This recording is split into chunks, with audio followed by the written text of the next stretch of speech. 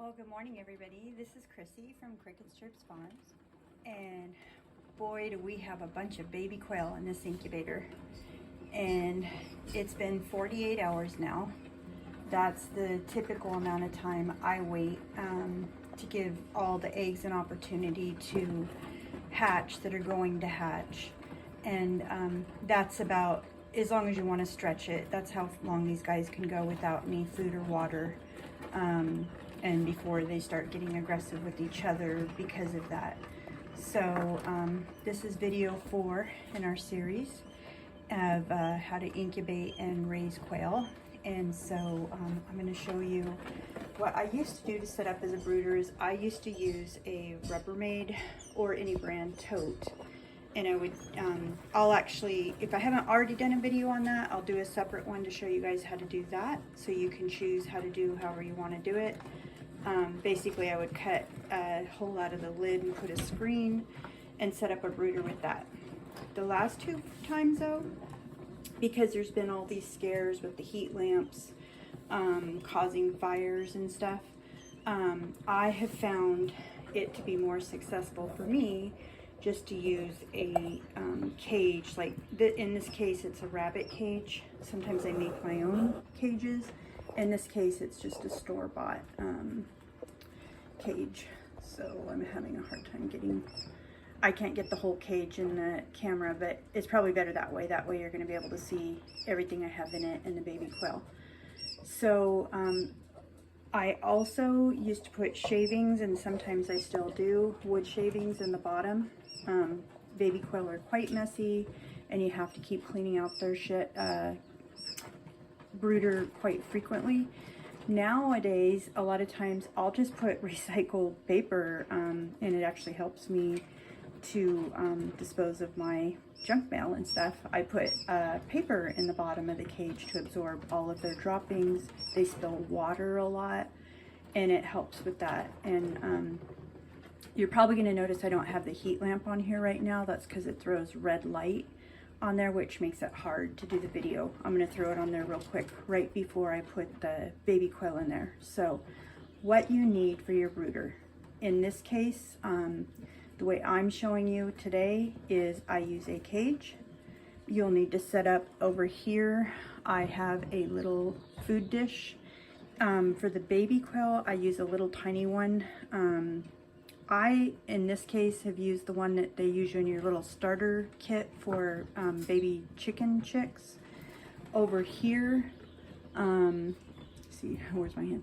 Over here, I have their water dish. I also use a very small one because, as you're going to see in a minute, baby quail are teeny tiny.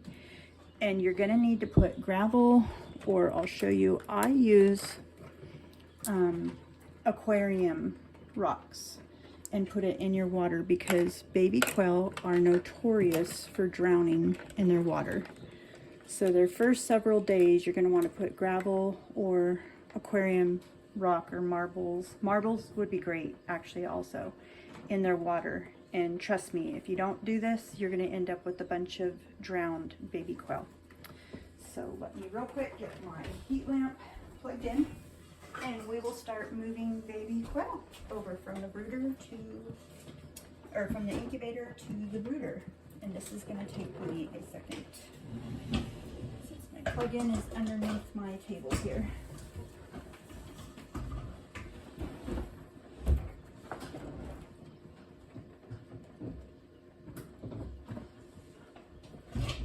I am using a red light heat lamp. There's all sorts of different ways you can heat your chicks. I'll let you all do your own research and decide how you want to do that. For now, this is what I'm using.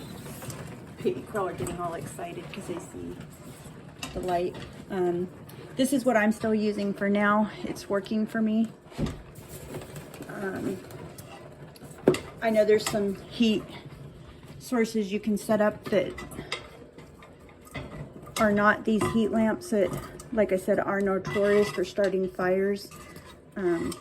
I set mine up in the safest way possible to avoid that. Like like I said, that's why I kind of been moved away from the totes and moved towards a cage, because I feel like the babies can go underneath this light to get warm. I'm going to put it on top of the cage now. If I feel like my babies are too cold, I'll move it inside the cage. Okay, let's see. I got to get it right in the corner where they have a place to snuggle and get warm. But not against my wall. It's a little tricky. The heat source is the tricky part. Especially when you have an open cage, because it's not going to be holding the heat in. And they're used to 100 degrees here. Yeah, I might drop it inside my cage. I think that's what I did last time. Let's see.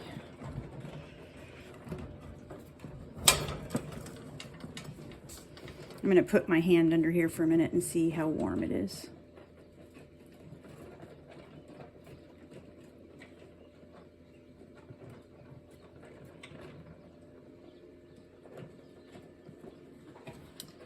We're going to put it inside for these little 2-day-old chickies, because they're going to need 100 degrees in there. And I don't think I'm achieving that where I have the light right now.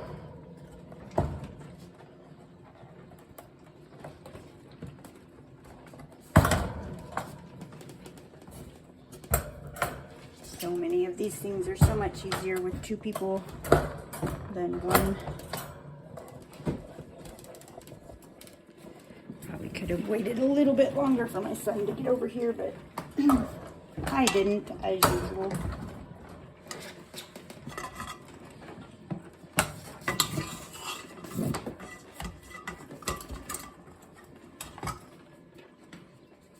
I think that'll work. Show you guys in just a minute what I've done here.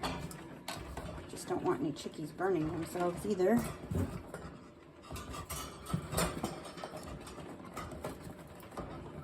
I think that'll work.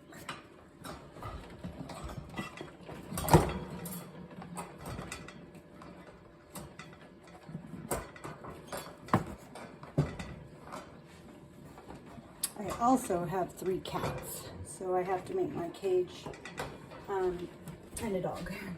I have to make my cage cat and dog proof. I've never ever had my cats or dog try to hurt my chicks. They just like to sit and watch them, but I don't want to tempt them. Okay, so I believe we are now set up, because I can move that heat lamp around however I want it. I'll put their food and water away from it. That gives them a place where they can lay down and get warm.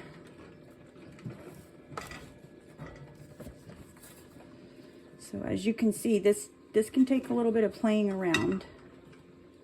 Whereas when you do the tote, what makes it easier with your tote is you just make sure you bring it up to 100 degrees and you simply put your chicks in there afterwards. That's why I'm saying I'll leave it up to you guys. I'll give you a choice of how you want to do it. I definitely feel like there's less of a fire hazard here. So now I'm going to start transferring the chickies, and I try to do this as quickly as possible. I do still have some eggs in there. Hopefully they've all hatched, and I'll be checking on that as I go to see if any are partially open. And this is when I count my chicks also, because there's so many. I had 60 eggs. I don't know how many hatched. So we have 2, 3, 4, 5. And if I come across any that are newly hatched, I might leave them in the incubator a little longer. 6, 7, 8,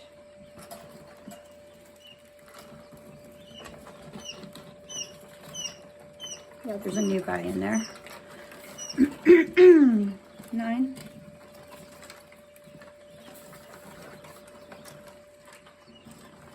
10, 11, 12,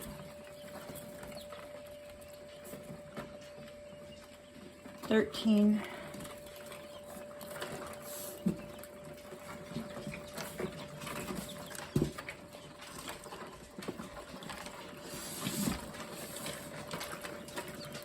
14,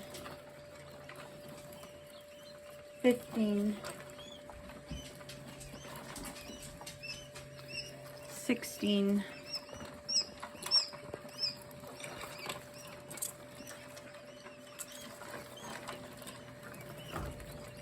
17, 18, 19, 20. What you guys can't see over here is I'm having to catch them. 21, 22, 23,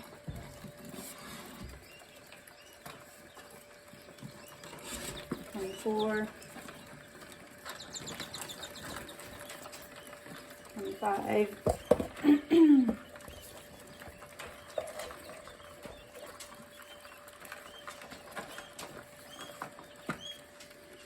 26,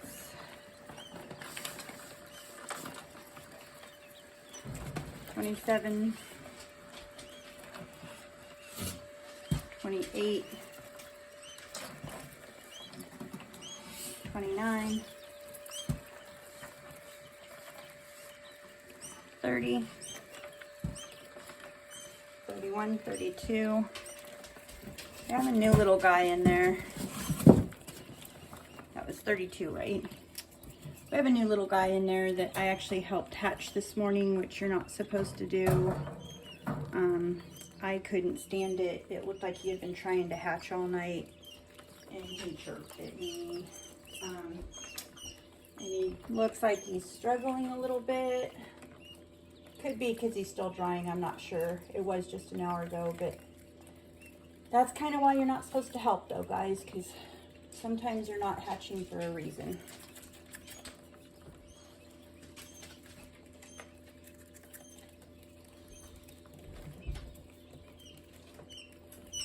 Okay, so that's the setup of the brooder, and as you can see, I have it's all red now. It makes it a little harder for you to see because I have the heat lamp in there. As long as your chickies are not all huddled up in a pile, they're warm enough. You know, you can see mine are kind of spread out a little.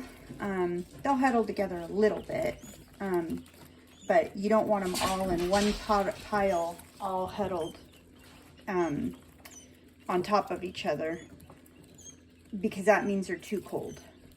As long as they're going over to the water and going over to the food and eating, you know, going back and forth, that means they have enough warmth. So if I see them piling up on top of each other, I'll have to either move over to a tote or figure out what's going on with my heat lamp. So I'll be doing progressive videos over the next several days to show you guys what's going on. And if anybody has any questions, go ahead and put them in the comments. Have a great day.